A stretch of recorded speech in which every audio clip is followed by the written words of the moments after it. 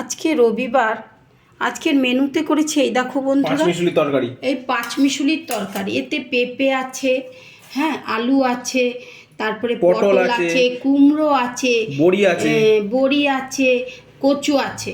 এইটা এত রকম দিয়েছি, ছেলে বলছে মা তুমি ভুলেই যাচ্ছ। আর এই দেখো বন্ধুরা, আজকে রবিবার হলো, আজকে শঙ্কর মাছ রান্না করেছি। কালকে মাংস করেছি, তাই আজকে আর আমি মাংস খাইনি। মাংস আছে, রাত্রিবেলা রুটি দিয়ে খাবো। ছেলেকে বললাম কি, ভাত দিয়ে তুই এই শঙ্কর মাছ দিয়ে খা। পিসগুলো তো তুলছিস, তুলতে তুলতে কি করে দেখা, তোল তুই। ওরকম করে তোলে নাকি, ওর পারিস না ঠিক করে তুলতে, তবু তুই নিজে নিজে নিয়ে নেওয়ার একটা অভ্যেস।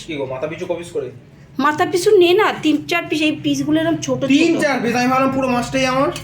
কি বলছো? ফালতু কথা বলবি না বাবু, জানিস তো তোর এই রোজের এক কথা, বন্ধুরা শুনলেও ভাববে তুই কি শুধু একাই খাবি, না আরো অন্য কেউ খাবে, বাবা খাবে, মা খাবে, সবাই মিলেই তো খাবি নাকি।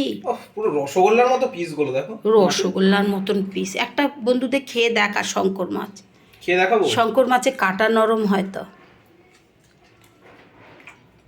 কিরম খেতে, ঝাল টাল ঠিক আছে? সব ঠিকঠাক, খেতে ভালো হয়েছে।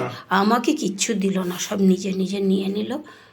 আমার খাওয়া শুরু হয়ে গেছে, তুমি যখন খাবে খাবে। খা, আর কি বলবো, খেতে থাক তুই।